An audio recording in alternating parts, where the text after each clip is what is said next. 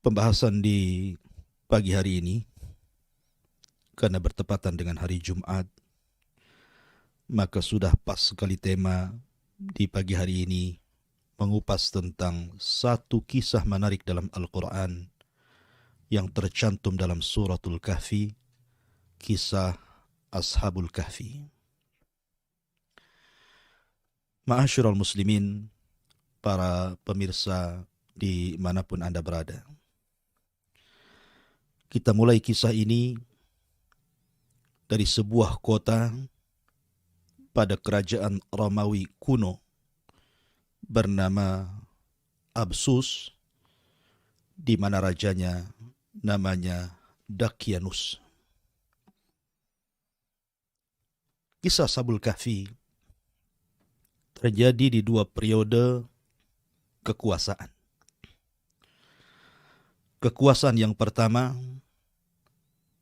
adalah kekuasaan yang para manusianya mereka menyembah berhala dan bintang-bintang serta matahari. Dan kekuasaan periode kedua, pemerintah yang bertauhid kepada Allah Subhanahu wa Ta'ala. Maka kisah Ashabul Kahfi terjadi di dua kurun kekuasaan. Ma'asyiral muslimin yang dimuliakan Allah Subhanahu wa Ta'ala. Adapun waktunya, sebagian ahli tafsir mengatakan bahwa kisah Ashabul Kahfi ini terjadi setelah wafatnya Nabi Musa alaihi salatu wassalam dan sebelum lahirnya Isa bin Maryam, nabi terakhir dari nabi-nabi Bani Israel. Artinya, Ashabul Kahfi ini masih menganut agama Yahudi dan berpegang kepada Taurat. Dari mana kita tahu bahwa sejarah ini terjadi setelah Nabi Musa alaihi salatu wassalam dan setelah Isa bin Maryam dan sebelum Isa bin Maryam? Di zaman Nabi sallallahu alaihi wasallam, orang-orang musyrik mereka berusaha untuk menjegal dakwah Nabi sallallahu alaihi wasallam dengan berbagai macam upaya, dengan berbagai macam siasat. Salah satunya adalah pembesar-pembesar musyrik ini datang dari Mekah ke kota Yathrib. Karena tahu bahwa di Yathrib itu banyak orang-orang Yahudi. Ada Yahudi Bani Qunaiqah, ada Yahudi Bani Quraidah, ada Yahudi Bani Nadir. Dan mereka tahu bahwa agama Yahudi adalah agama yang diturunkan padanya kitab. Sehingga mereka orang-orang musyrik ingin bertanya soal kenabian dan kerasulan Muhammad sallallahu alaihi wasallam. Datanglah mereka ke Yathrib, yang belakangan disebut Madinah. Kemudian mereka mengatakan, bagaimana pendapat kalian tentang seseorang yang muncul di negeri kami Mekah dan mengaku menjadi nabi dan rasul? Maka orang-orang Yahudi mengatakan, kalau memang dia seorang nabi dan rasul, maka berikan pertanyaan kepada dia. Kalau dia sanggup menjawab, berarti dia memang seorang nabi. Kalau dia tidak sanggup menjawab, maka dustakan kenabiannya. Akhirnya kemudian orang-orang musyrik pun mendapatkan soalan-soalan. Tentunya soalan-soalan ini untuk menjebak Nabi Shallallahu Alaihi Wasallam. Kalau memang dia bukan seorang nabi dan rasul. Di antara soalan yang kemudian diajarkan orang-orang Yahudi kepada orang-orang musyrik itu, katakan kepadanya, ya Muhammad, akhbirna an fityatin dhahabu fid dahril awal qad kanat lahum qissatun ajaba.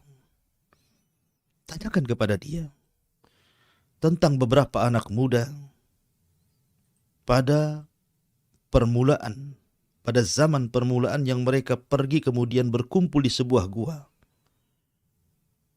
di mana mereka memiliki kisah yang sangat menakjubkan. Habarkan kepada kami, siapakah anak-anak muda itu? Kemudian yang kedua, wa an rajulin kana tawafan qad balagha masyariqal ardi wa magharibiha.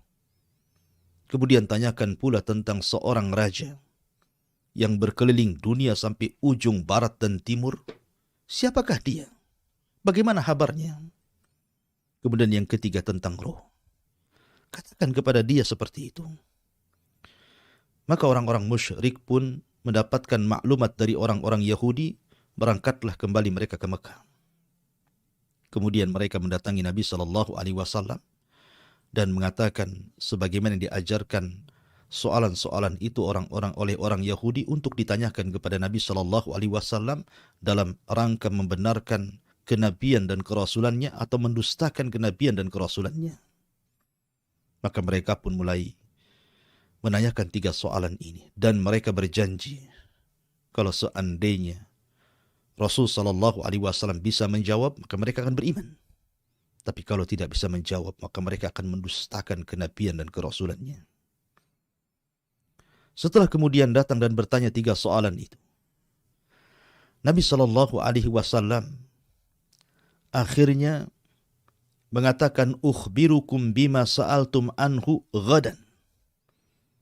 Kata Nabi SAW, baik, saya akan habarkan kepada kalian apa yang kalian tanyakan kepadaku, tapi jawabannya besok. Subhanallah. Allah takdirkan Rasulullah SAW lupa mengucapkan insya Allah. Setelah itu kemudian mereka berpaling. Maka Nabi SAW tidak mungkin menjawab sembarangan. Menjawab dengan akalnya, dengan pemikirannya. Bagaimanapun dia seorang Nabi dan Rasul harus menunggu wahyu. Wa ma yantiqu 'anil hawa in huwa illa wahyun yuha. Dia tidak pernah bicara dengan akalnya, dengan hawa nafsunya. Karena dia hanya bicara dengan wahyu yang diwahyukan kepadanya. Walau taqawwala 'alaina ba'dal aqawil la akhadna minhu bil yamin thumma laqata'na minhu al watin. Kalau engkau wahai Muhammad berbicara sekehendakmu, berdusta atas nama Allah Subhanahu wa taala, kami akan tarik tangan kananmu, kami akan potong urat nadimu. Itulah ancaman Allah kepada Nabi SAW. Maka Nabi SAW tetap menunggu Jibril sebagai jawabannya. Allah takdirkan 1 hari Jibril tidak datang, 2 hari, 3 hari, sampai berlanjut kepada 15 hari. Jibril tidak kunjung turun untuk memberikan jawabannya sebagai wahyu. Maka penduduk Mekah pun heboh. Mereka mengata-ngatakan dengan sesuatu yang tidak layak dikatakan kepada Nabi SAW. Sampai-sampai mereka mengatakan, wa'adana Muhammadun ghadan wal yawma 15 lailatan. Katanya Muhammad menjanjikan besok jawabannya, sekarang sudah sampai 15 hari, 15 malam. Qad asbahna minha la yukhbiruna bi syai'in mimma sa'alnahu anhu. Tapi tidak ada kunjung jawaban dari beliau. Jangan-jangan dia adalah seorang nabi palsu ataupun seorang rasul palsu. Mendengar desas-desus orang-orang mengatakan sesuatu yang tidak layak dikatakan kepada seorang nabinya, ahzana Rasul sallallahu alaihi wasallam. Mereka membuat sedih Nabi sallallahu alaihi wasallam. Dan sesaklah dada Nabi SAW karena tidak kunjung ada jawabannya. Sampai pada waktunya, ketika Nabi SAW sudah mulai sedih, sesak dadanya, apa yang dibicarakan oleh penduduk Mekah, dari sinilah kemudian Jibril turun, kemudian menurunkan surah Al-Kahfi yang menceritakan tentang Ashabul Kahfi. Yang dimaksud anak-anak muda pada zaman yang awal-awal dulu yang kemudian bersembunyi di gua karena kezaliman rajanya, maka mereka adalah Ashabul Kahfi. Kemudian diceritakan secara global dalam suratul Kahfi, dan ini pula yang menjadikan sebab nuzulnya surah Al-Kahfi. Dari sini kita tahu, ketika orang-orang musyrik datang kepada orang Yahudi, berarti zaman peristiwa Ashabul Kahfi itu di zaman agama Yahudi setelah wafatnya Musa, sebelum Isa. Sebab kalau seandainya peristiwa ini terjadi setelah wafatnya Isa bin Maryam, tentu orang-orang Yahudi tidak punya maklumat tentang Ashabul Kahfi. Mereka tidak punya pengetahuan. Ketika mereka memiliki pengetahuan soal itu, Maka para ulama beristimbat bahwa kejadiannya setelah Isa bin Maryam, setelah Musa alaihi salatu wassalam, dan sebelum Isa bin Maryam. Ma'asyiral muslimin yang dimuliakan Allah Subhanahu wa taala, maka Allah Subhanahu wa taala katakan, "Fala'allaka bakhi'un nafsaka 'ala atharihim illam yu'minu bihadzal hadithi asafa." Maka barangkali engkau wahai Muhammad akan mencelakakan dirimu karena bersedih hati setelah mereka berpaling sekiranya mereka tidak beriman kepada keterangan ini, maksudnya Al-Quran. Jadi ketika lama Jibril turun, tidak memberikan jawaban, tidak kunjung datang untuk memberikan jawaban, Nabi pun sesak, Nabi khawatir. Kalau seandainya mereka orang-orang musyrik itu semakin jauh dari Al-Quran, mendustakan Al-Quran, mendustakan kenabian dan kerasulannya. Tetapi Allah Subhanahu wa taala akhirnya mengutus Jibril untuk memberikan jawabannya. Tetapi walaupun demikian, janji orang-orang musyrik itu tidak terbukti karena mereka juga tidak kunjung beriman kepada Allah dan Rasul-Nya. Ma'asyiral muslimin yang dimuliakan Allah Subhanahu wa taala. Allah Subhanahu wa taala berfirman, "Am hasibta anna ashabal kahfi warraqim kanu min ayatina ajaba." Apakah engkau mengira bahwa orang-orang yang mendiami gua itu dan yang mempunyai raqim termasuk tanda-tanda kebesaran kami yang sangat menakjubkan? Subhanallah. Ketika Ashabul Kahfi sekali lagi berada di sebuah kota yang namanya Absus. Sebagian ahli tafsir mengatakan namanya lain. Tapi itu yang masyhur dengan rajanya Dakianus ketika itu. Raja Dakianus ini pada era pemerintahan Romawi kuno dulu adalah seorang penyembah berhala dan sebagian kaumnya menyembah matahari. Raja yang sangat diktator, memaksakan rakyatnya untuk mengagungkan berhalanya, memaksakan rakyatnya untuk melakukan kesyirikan. Maka siapapun yang tidak tunduk patuh akan perintahnya maka akan ditangkap kemudian dibunuh. Maka masyarakatnya sangat fanatik dengan berhala. Suatu ketika kemudian raja ini membuat pesta perayaan besar untuk mengagungkan berhalanya, mengundang seluruh manusia dari pelosok daerah, datang dari mana-mana untuk hadir ke kota. Dan itu merupakan sebuah keharusan, undang-undang raja. Akhirnya datanglah manusia-manusia dari berbagai macam penjuru dan pelosok berkumpul di kota. Ma'asyiral muslimin yang dimuliakan Allah Azza wa Jalla, maka dimulailah perayaan menyembah berhala kala itu. Lah, dari peristiwa ini ada orang-orang yang kemudian tidak setuju dengan perayaan itu. Dan mereka adalah anak-anak muluk, abnaul muluk, anak-anak muda, putra-putra dari para pembesar-pembesar kerajaan. Mungkin kalau semacam sekarang anak gubernur, anak menteri, anak pejabat. Ada yang masih hati mereka itu hanif, tidak suka dengan kesyirikan, mentauhidkan Allah Subhanahu wa taala, mengingkari perbuatan itu. Akan tapi karena mereka wajib hadir, kalau tidak maka mereka akan ditangkap dan dipenjara, maka semua harus hadir. Tapi kemudian tiba-tiba salah seorang di antara mereka menyingkir dari perayaan itu, kemudian duduk di bawah pohon. Kemudian selang berapa waktu datang lagi anak muda, kemudian duduk di sebelahnya. Kemudian beberapa waktu datang lagi anak muda, kemudian duduk di sebelahnya. Kemudian datang lagi duduk di sebelahnya.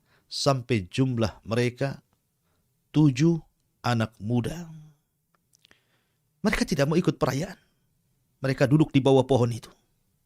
Tapi mereka pun tidak mau saling bertanya ada apa dan kenapa. Dikhawatirkan satu di antara mereka adalah jasus, mata-mata kerajaan. Kalau seandainya salah bicara saja, bisa saja dilaporkan kemudian ditangkap dan dipenjara, bahkan mungkin dibunuh, nyawa melayang. Akhirnya mereka pun tidak berani untuk saling bertanya. Sampai akhirnya timbul penasaran satu dengan yang lainnya. Kemudian mereka pun mulai saling bertanya, kenapa, ada apa, kenapa pula mereka bisa berkumpul di bawah pohon itu.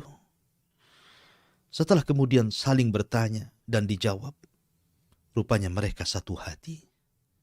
Al-arwahu junudun mujannada. Ruh itu biasanya akan disatukan dengan seragamnya.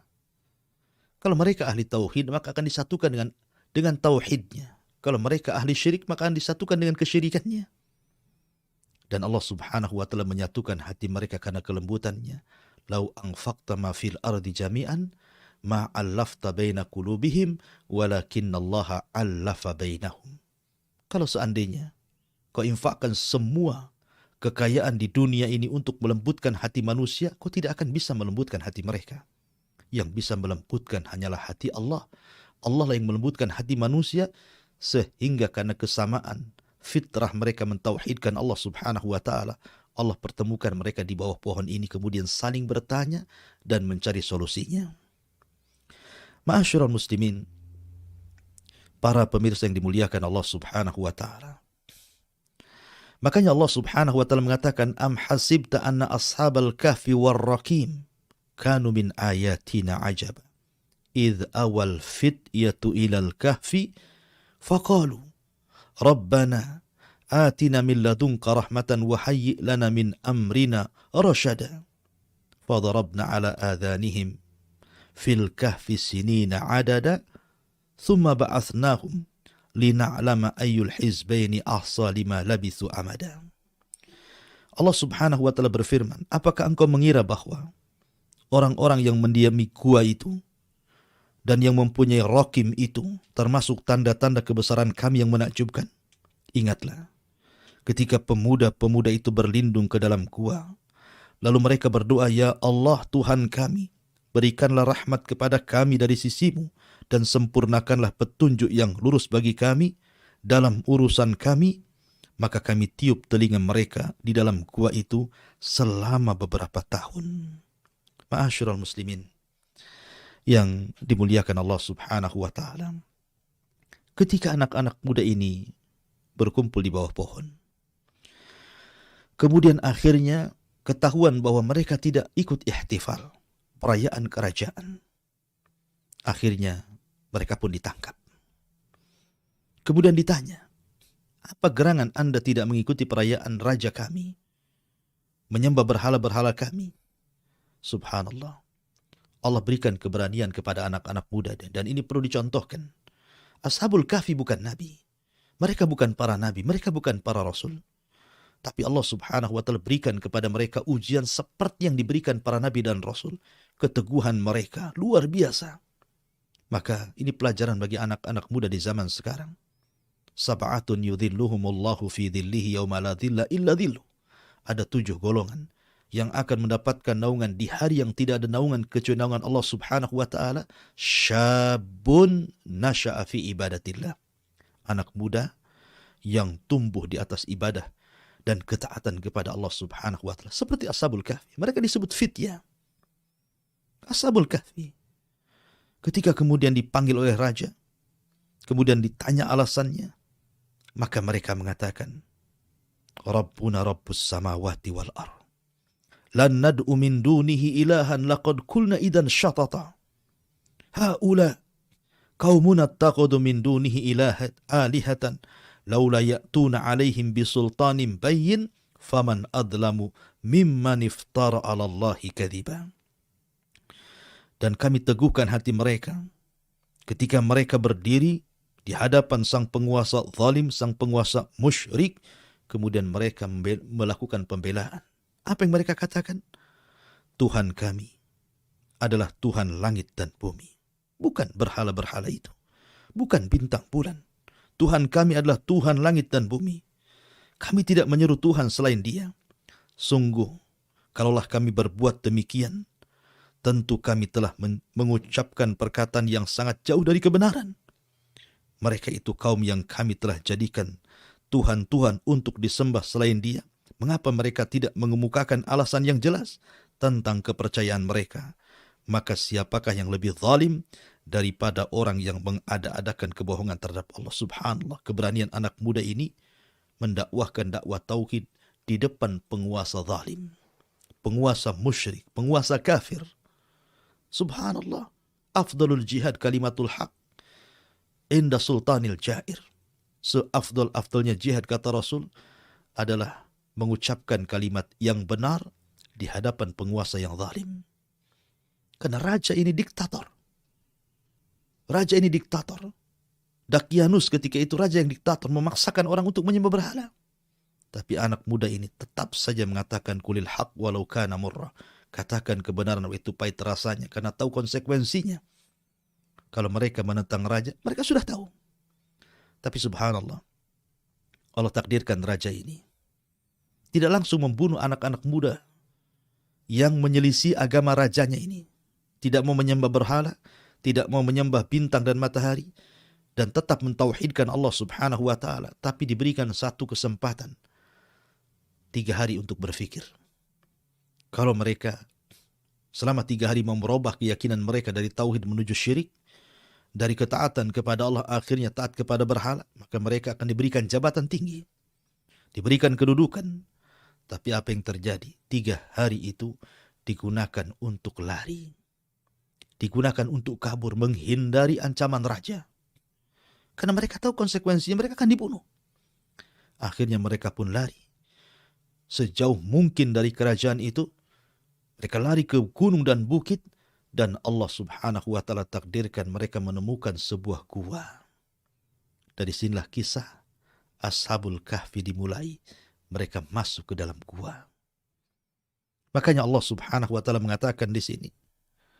Allah mengatakan, فَضَرَبْنَا عَلَى آذَانِهِمْ فِي الْكَهْفِ سِنِينَ عَدَدًا. Maka kami tutup telinga mereka dalam gua itu selama beberapa tahun. Allah tidurkan di situ. Ma'asyiral muslimin, para pendengar yang dimuliakan Allah subhanahu wa ta'ala, Al-Kahfi berbeda dengan Al-Ghar. Kalau Nabi SAW ketika tahannut, menyendiri sebelum diangkatnya menjadi Nabi dan Rasul selama 3 tahun, di usia 37 sampai di usia 40 tahun diangkat menjadi Nabi dan Rasul, kemudian masuk ke dalam gua, maka gua yang dipakai Nabi SAW bukan Al-Kahfi, tetapi Al-Ghar. Maka disebut Ghira Hira, gua Hira. Karena memang tidak dalam, hanya lubang kecil. Beda dengan Al-Kahfi, ini lubang besar. Besar, dalam, maka disebut Al-Kahfi. Jadi gua yang besar, gua yang dalam itu disebut Al-Kahfi. Tapi kalau kecil, lubang kecil, tidak terlalu dalam, tidak terlalu besar, maka bahasa Arab disebut Al-Ghar. Sehingga Ashabul Kahfi ini masuk ke dalam gua itu dan bisa bersembunyi. Maka ketika tahu bahwa anak-anak muda ini pergi, kabur dari kerajaan, subhanallah, lihat pengorbanan mereka. Mereka abnaul muluk, anak-anak raja. Artinya mereka bukan orang biasa. Ketika mereka lari dari kerajaan, otomatis mereka meninggalkan kekayaan mereka, meninggalkan pangkat dan jabatan mereka, meninggalkan nikmat duniawi mereka. Tetapi mereka berkorban seperti itu karena li'la'i kalimatillah. Mereka berusaha untuk meninggikan kalimat Allah, tauhid. Sebagaimana di zaman Nabi SAW, para sahabat harus hijrah dari Mekah ke Madinah, meninggalkan semua kekayaannya, berkorban untuk Islam dan untuk tauhid. Maka itulah yang dilakukan Ashabul Kahfi. Mereka rela lari kepada Allah dan meninggalkan dunia. Pengorbanan yang luar biasa. Ketika tahu raja bahwa anak-anak muda ini kemudian lari, maka raja pun memerintahkan para prajuritnya untuk mencari dan disuruh untuk menangkap, dipenjarakan, bahkan mungkin dibunuh. Maka prajurit pun menyebar ke sana kemari. Tapi Allah subhanahu wa ta'ala takdirkan tidak ketemu. Sampai ada beberapa prajurit yang hampir menemukan gua itu, tetapi mereka tidak masuk ke dalam gua itu karena Allah subhanahu wa ta'ala berikan rasa takut. Takut yang luar biasa orang masuk gua itu. Sehingga ketika akan masuk akhirnya takut. Ketika akan masuk mereka ketakutan. Akhirnya mereka berinisiatif untuk menutup gua itu. Dan mereka mengatakan kalau memang betul anak-anak muda bersembunyi dalam gua itu, kita tutup saja gua itu, biar mereka mati di dalam dan tidak bisa keluar. Ma'asyiral muslimin, para pendengar yang dimuliakan Allah subhanahu wa ta'ala. Akhirnya kemudian, anak-anak muda ini setelah berada dalam gua, mereka tidak bisa keluar. Karena masalahnya pintunya ditutup. Allah subhanahu wa ta'ala berfirman, wa idh tazaltumuhu wa ma ya'budun illallah fa'wi ilal kahfi yanshur lakum rabbukum min rahmatihi wa yuhayyi lakum min amrikum mirfaqa. Allah Subhanahu wa taala berfirman, dan apabila kamu meninggalkan mereka dan apa yang mereka sembah selain daripada Allah, maka carilah tempat berlindung ke dalam gua. Allah bimbing kemana harus lari mereka. Carilah gua, kata Allah. Maka carilah tempat berlindung ke dalam gua itu. Niscaya Tuhanmu akan melimpahkan sebagian rahmatnya kepadamu dan menyediakan segala sesuatu yang berguna bagimu di dalam urusanmu. Ma'asyiral muslimin yang dimuliakan Allah Azza wa Jalla. Tetapi Allah subhanahu wa ta'ala melindungi mereka. Karena ini terjadi karena kehendak Allah juga. Allah subhanahu wa ta'ala ingin membuktikan bahwa ashabut tauhid, para penyeru tauhid, mereka akan menang dan akan bisa mengalahkan kebatilan. Maka Allah subhanahu wa ta'ala jadikan kisah Ashabul Kahfi ini akan menjadi sebuah kisah yang akan merubah dunia kala itu. Dan akan diceritakan bagaimana pengorbanan mereka, bagaimana jihad mereka melawan kebatilan. Ma'asyiral muslimin yang dimuliakan Allah Azza wa Jalla. Makanya sebagai bukti Allah subhanahu wa ta'ala kirimkan Rakim. Yang tadi saya katakan di awal, Rakim itu artinya, ada yang mengatakan itu nama lembahnya, ada yang mengatakan Rakim itu nama kotanya, ada yang mengatakan Rakim itu nama anjingnya, ada yang mengatakan Rakim itu nama guanya. Tapi yang rajih wallahu alam, Rakim itu artinya papan yang terbuat dari emas yang Allah kirimkan, kemudian terpampang di pintu gua, kemudian di situ terpampang nama 7 orang yang terdapat dalam gua itu. Itulah Rakim yang Allah subhanahu wa ta'ala firmankan tadi di awal. Am hasibta anna ashabal kahfi war Rakim kanu min ayatina ajaba. Apakah engkau mengira bahwa orang-orang yang mendiami gua itu dan yang mempunyai Rakim termasuk tanda-tanda kebesaran kami yang menakjubkan? Rakim itu terpampang di pintu gua. Ma'asyiral muslimin, para pendengar yang dimuliakan Allah Azza wa Jalla. Maka Allah subhanahu wa ta'ala tidurkan mereka dalam gua itu. Dan pintu gua itu tidak semua tertutup, tapi ada cahaya matahari yang masuk. Dan itu bentuk perlindungan Allah subhanahu wa ta'ala. Karena Allah yang berkehendak. Apa kata Allah? Wa tara syamsa idza tala'at tazawuru an kahfihim dhatal yamin wa idza gharabat taqriduhum dhatal shimal wa hum fi fajwatin minhu dzalika min ayatillah man yahdihillahu fahuwal muhtad wa man yudlil falan tajida lahu waliyyan mursyida. Perlindungan yang pertama, Allah subhanahu wa ta'ala berfirman, dan engkau akan melihat matahari ketika terbit condong dari gua mereka ke sebelah kanan. Dan apabila matahari itu terbenam, menjauhi mereka ke sebelah kiri, sedangkan mereka berada dalam tempat yang luas dalam gua itu, itulah sebagian dari tanda-tanda kebesaran Allah. Barang siapa diberikan petunjuk Allah, maka dia akan mendapatkan petunjuk. Dan barang siapa yang disesatkan Allah, maka engkau tidak akan mendapatkan seorang penolong yang dapat memberikan petunjuk kepadanya. Subhanallah. Allah subhanahu wa ta'ala masukkan matahari di waktu terbit dan di waktu tenggelam. Untuk apa? Supaya jangan ada hewan-hewan yang sangat membahayakan masuk ke dalam gua itu. Anda bisa bayangkan kalau gua itu gelap terus. Tidak ada cahaya yang masuk, apa yang terjadi? Boleh jadi ular masuk, kalajengking masuk, hewan-hewan yang akan menyakitkan masuk. Karena mereka suka digelap-gelap. Tapi ketika kemudian cahaya matahari masuk, kemudian cahaya matahari saat terbenam juga masuk, maka minimalnya tidak ada hewan yang akan menyakiti orang-orang yang ditidurkan Allah Subhanahu wa Ta'ala itu. Dan ini bentuk perlindungan. Lalu kenapa Allah Subhanahu wa Ta'ala hanya menyebutkan saat terbit dan saat tenggelam dan tidak menyebutkan di tengah hari? Karena memang cahaya matahari di siang hari itu tidak menyehatkan. Makanya hanya disebutkan cahaya di pagi hari untuk menyehatkan badan-badan mereka yang sedang tidur, dan cahaya di sore hari untuk menyehatkan badan mereka. Makanya olahraga itu biasanya pagi dan sore. Siang itu tidak baik.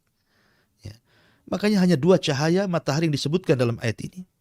Kemudian pelindungan yang kedua, Allah mengatakan wa tahsabuhum aiqadan wa hum ruqud wa nuqallibuhum dhatal yamin wa dhatal shimal wa kalbuhum basitun dira'aihi bil wasid law ittala'ta 'alaihim lawallaita minhum firaran wa lamuli'ta minhum ru'ba. Allah Subhanahu wa Ta'ala mengatakan, dan engkau mengira mereka itu tidak tidur, padahal mereka tidur. Dan kami bolak-balikan mereka ke kanan, dan kami bolak-balikan mereka ke kiri, sedang anjing mereka membentangkan kedua lengannya di depan pintu gua. Dan jika kamu menyaksikan mereka, tentu kamu akan berpaling melarikan diri dari mereka, dan pasti kamu akan dipenuhi rasa takut terhadap mereka. Subhanallah. Pelindungan yang kedua, Allah Subhanahu wa Ta'ala tidak membiarkan Ashabul Kahfi yang tertidur itu berdiam diri badannya, karena mereka ditidurkan bukan sehari 2 hari. Mereka ditidurkan 300 tahun ditambah 9 tahun. 309 tahun mereka ditidurkan. Artinya 3 abad lebih mereka ditidurkan. Jadi jasad mereka tidak dibiarkan tertidur tanpa bergerak. Sebab kalau seandainya kemudian mereka tanpa bergerak tidur terus, tentu akan mengalami hal-hal yang tidak diinginkan dari kesehatannya. Tapi kemudian ketika dibolak-balikan ke kanan, ke kiri, ke kanan, ke kiri saat tidur, maka jasad mereka terpelihara dan mereka tidak mengalami pembusukan atau apapun namanya. Itulah pemeliharaan yang kedua yang Allah Subhanahu wa Ta'ala berikan kepada Ashabul Kahfi. Kemudian yang ketiga, Allah berikan perlindungan di mana setiap orang yang menemukan gua itu tidak berani masuk. Allah buat rasa takut yang luar biasa. Karena gua itu menakutkan. Allah yang membuat gua itu menakutkan bagi manusia sehingga tidak mau masuk. Makanya para tentara raja terpaksa menutup gua itu, dan mereka mengatakan kalau seandainya mereka ada dalam gua itu, mereka tidak bisa keluar, nanti akan mati sendiri. Yang lebih menakjubkan lagi, lihat di sini Allah Subhanahu wa Ta'ala menceritakan soal anjing. Allah Subhanahu wa Ta'ala menceritakan soal anjing, di mana Allah Subhanahu wa Ta'ala mengatakan wa kalbuhum basitun dira'aihi bil wasid, dan anjing itu dia duduk di depan gua tanpa bergerak, seolah-olah menjaga gua itu. Dan lihat bagaimana Allah Subhanahu wa Ta'ala muliakan seekor anjing di sini. Kenapa? Bukankah anjing itu dalam Islam najis? Orang yang memeliharanya tidak akan masuk malaikat rahmat. Orang yang memeliharanya setiap hari pahalanya 2 qirot dikurangi. 2 qirot itu, 1 qirot itu sebesar gunung Uhud. Berarti setiap hari orang yang melihara anjing itu 2 gunung Uhud pahalanya dikurangi. Dan dia binatang najis. Kalau seandainya kena jilatannya saja, dalam Islam disuruh dicuci 7 kali plus dengan tanah. Tetapi kenapa kemudian anjingnya Ashabul Kahfi ini sangat dimuliakan, sehingga setiap Jumat kita baca ayat ini dan selalu menyebut kata anjing di sini. Wa kalbuhum basitun dira'aihi bil wasid. Dan anjingnya senantiasa duduk dengan tangannya di depan gua. Itu kita sering baca setiap Jumat, karena bagaimanapun surah Al-Kahfi ini disunnahkan untuk dibaca setiap Jumat. Kenapa anjing ini kemudian selalu tersebut-sebut dalam surah Al-Kahfi dan memiliki kemuliaan? Tidak lain dan bukan, kata para ulama, anjingnya Ashabul Kahfi memiliki kemuliaan karena dia berteman dengan orang-orang yang akhyar, orang-orang yang baik.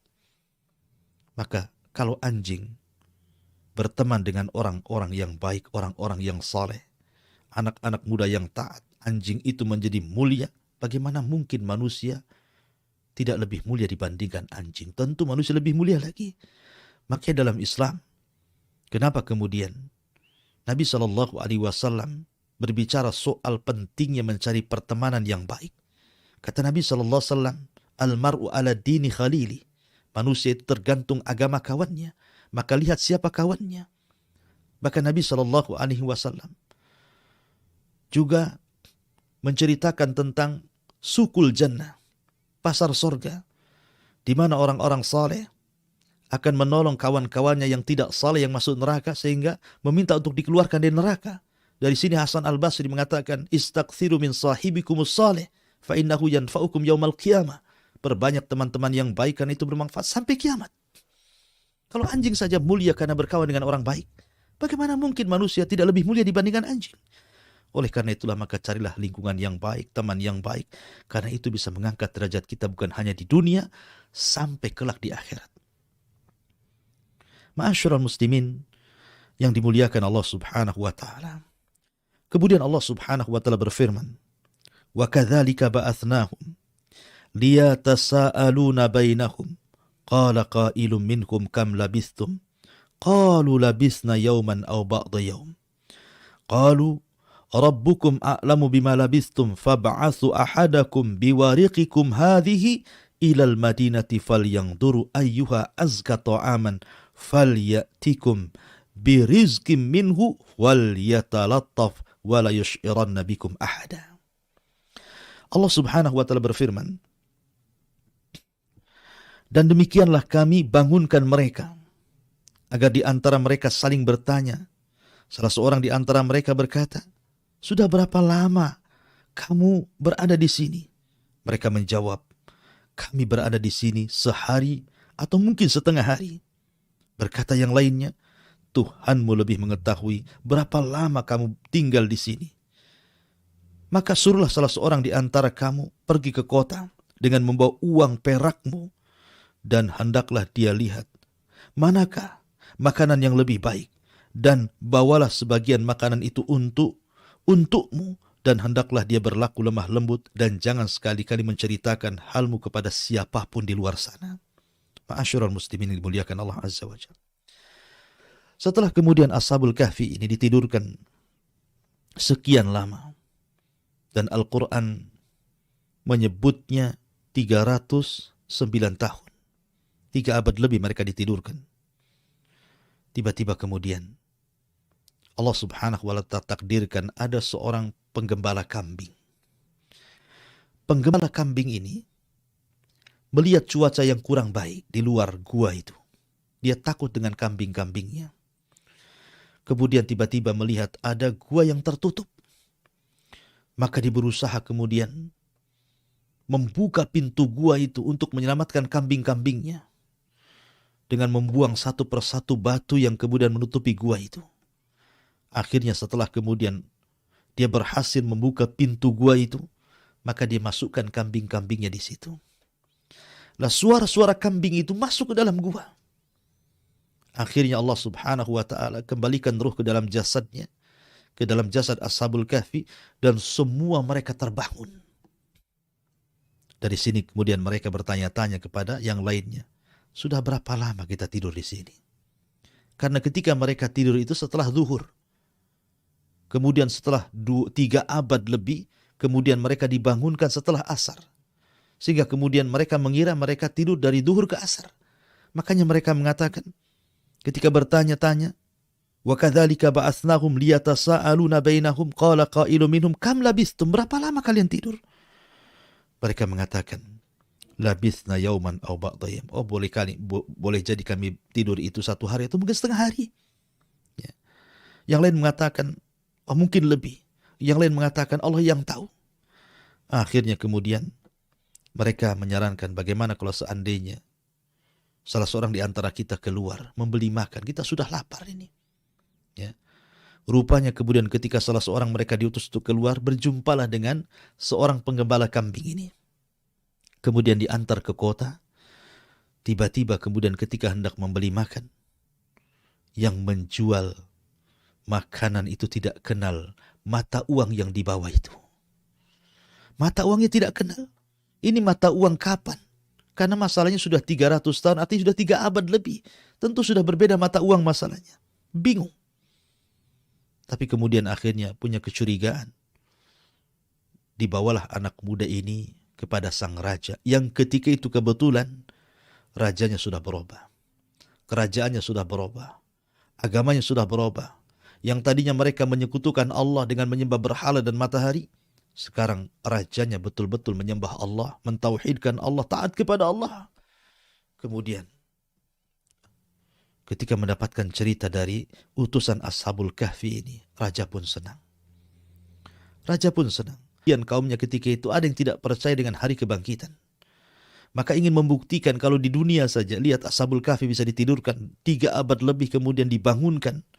Maka lebih mudah lagi Allah subhanahu wa ta'ala membangkitkan manusia di hari nanti ketika manusia setelah diwafatkan. Ada kehidupan setelah kematian. Maka raja pun kemudian mengantar anak muda itu untuk menjemput kawan-kawannya yang ada di gua. Akhirnya kemudian ketika mereka sudah berjumpa, saling cerita dengan raja, maka raja pun sangat memuliakan. Sangat memuliakan karena tahu anak-anak muda ini bukan anak-anak muda biasa. Dan bukan hidup di zaman mereka. Mereka sudah hidup di zaman dulu. Tapi Allah subhanahu wa ta'ala kuasakan mereka tidak menua. Sama sekali tidak menua. Sebagaimana ketika mereka tertidur, maka ketika mereka bangun, seperti itulah jasad mereka. Tidak dituakan Allah subhanahu wa ta'ala. Dan ini mukjizat. Ini keanehan, karamah bagi para wali. Ma'asyiral muslimin yang dimuliakan Allah subhanahu wa ta'ala. Maka setelah kemudian mereka pun dimuliakan oleh raja, maka Allah subhanahu wa ta'ala menyebutkan kisahnya kembali. Sayaquluna thalathatun rabi'uhum kalbuhum wa yaquluna khamsatun sadisuhum kalbuhum rajman bil ghaibi wa yaqulun sab'atun wa thaminuhum kalbuhum qur rabbi a'lamu bi'iddatihim ma ya'lamuhum illa qalil fala tumari fihim illa mira'an zahiran wala tastafti fihim minhum ahada. Nanti ada orang yang akan mengatakan jumlah mereka 3 orang dan yang keempatnya adalah seekor anjing. Atau yang lain mengatakan jumlah mereka 5 orang dan yang keenamnya adalah seorang anjing. Dan mereka hanya berkata menerka-nerka soal yang gaib. Dan yang lain juga mengatakan bahwa jumlah mereka 7 dan yang kedelapannya adalah anjingnya. Katakan Muhammad, Tuhanku lebih mengetahui jumlah mereka. Tidak ada yang mengetahui bilangan mereka kecuali sedikit. Karena itu janganlah engkau hai Muhammad berbantah tentang hal mereka kecuali perbantahan lahir saja, dan janganlah engkau menyatakan tentang mereka pemuda-pemuda itu kepada siapapun. Artinya memang jumlah mereka itu diperselisihkan. Tapi yang 2 dikatakan rajman bil ghaib. Maksudnya 4 ataupun 5. Tapi pendapat yang kuat wallahu a'lam bahwa jumlah mereka adalah 7 orang dan yang ke-8-nya adalah seekor anjing. Inilah kisah Ashabul Kahfi yang dicantumkan di dalam suratul Kahfi. Ma'asyiral muslimin, para pendengar yang dimuliakan Allah subhanahu wa ta'ala. Maka banyak pelajaran yang bisa kita petik dari kisah Ashabul Kahfi ini. Bagaimana tidak?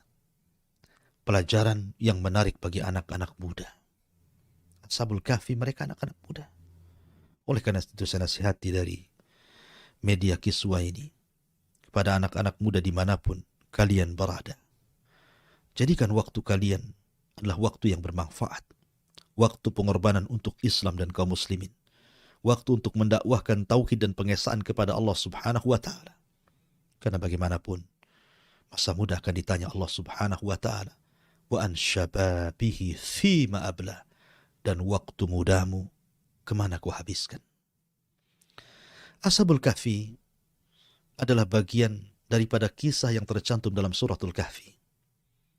Dan suratul Kahfi sendiri sangat dianjurkan dibaca pada setiap hari Jumat. Kenapa? Karena salah satu menghindarkan kita dari fitnah yang sangat besar. Khurujud Dajjal, keluarnya Dajjal. Salah satu menghadapinya adalah dengan cara membaca suratul Kahfi setiap hari Jumat. Pertanyaannya, kenapa tidak surah yang lain saja? Kenapa tidak surat Yusuf? Kenapa tidak surah Al-Ma'idah? Kenapa tidak surah Al-Baqarah? Atau surah-surat yang lainnya? Kenapa pula surah Al-Kahfi yang dianjurkan dibaca setiap hari Jumat untuk menghindari dari fitnah Dajjal? Kata para ulama, karena Dajjal itu akan keluar membawa 4 fitnah yang sangat besar. Pertama, fitnatul mal. Dajjal akan bawa fitnah harta. Apabila Dajjal katakan kepada bumi, keluarlah pembendaharaan kalian, maka akan keluar emasnya, peraknya, jamrudnya, macam-macam untuk memfitnah manusia. Dan harta adalah fitnah. Innama amwalukum wa auladukum fitnah. Harta adalah fitnah. Kemudian yang kedua, fitnatul ilmi. Fitnah ilmu. Karena nanti yang akan menghadapi Dajjal ada anak muda yang berani memiliki ilmu melawan Dajjal sampai dibelah jadi 2. Tapi akhirnya kemudian dia tidak bisa dibunuh Dajjal, akhirnya dilempar ke dalam api. Kemudian yang ketiga, fitnatus sultah. Fitnah kekuasaan, karena Dajjal akan keliling dunia selama 40 hari. Yang satu hari sama dengan setahun, satu hari sama dengan sebulan, satu hari sama dengan sepekan, dan hari keempat sampai ke 40 hari seperti hari-hari biasa. Maknanya Dajjal akan sampai di kutub-kutub. Yang satu harinya sama dengan setahun, satu harinya sama dengan sebulan, dan satu harinya sama dengan seminggu. Tapi Dajjal lebih lama berkeliling di hari-harinya normal seperti kita. Kemudian yang ketiga, yang terakhir, fitnah agama. Karena Dajjal itu sebenarnya tidak akan membunuh orang yang murtad dari Islam.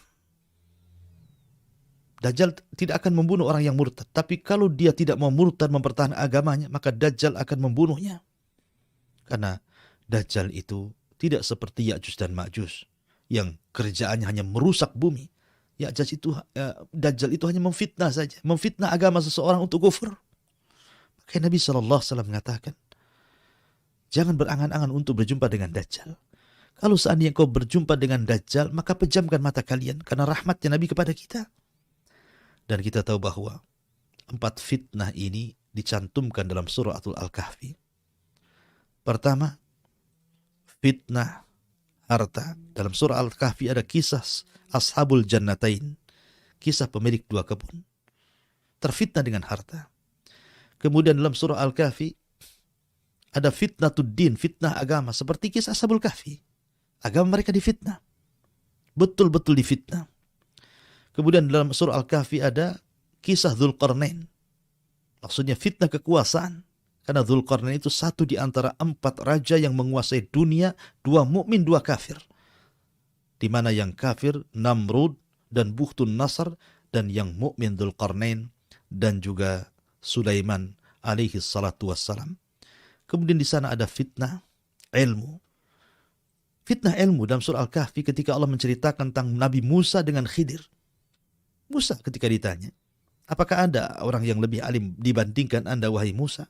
Kata Musa, tidak ada. Musa lupa mengucapkan insya Allah. Harusnya Musa mengatakan insya Allah tidak ada. Akhirnya kemudian karena dia lupa mengucapkan insya Allah, maka manusiawi nampak kesombongannya. Akhirnya kemudian Allah subhanahu wa ta'ala memfitnah Nabi Musa untuk mencari Khidir dan belajar kepadanya. Jadi ada fitnah harta, ada fitnah kekuasaan, ada fitnah harta dalam kisah Ashabul Jannatain, fitnah kekuasaan dalam kisah Dzulqarnain, fitnah ilmu dalam kisah Musa dan Khidir, dan fitnah agama dalam kisah yang baru kita kisahkan Ashabul Kahfi. Maka lengkap 4 fitnah Dajjal diceritakan 4 fitnahnya dalam surah Al-Kahfi. Dari sini kenapa kita disuruh untuk membaca suratul Kahfi setiap hari Jumat. Wallahu a'lam, mudah-mudahan kisah ini bermanfaat dan menjadi ibrah bagi kita. Bagaimanapun al-ibratu bi umumil lafdi la bi khususis sabab. Ibrah itu bukan kepada siapa kisah ini terjadi, tetapi ibrah itu umumnya lafaz Al-Quran untuk kita ambil pelajaran dan kita amalkan. Wallahu a'lam.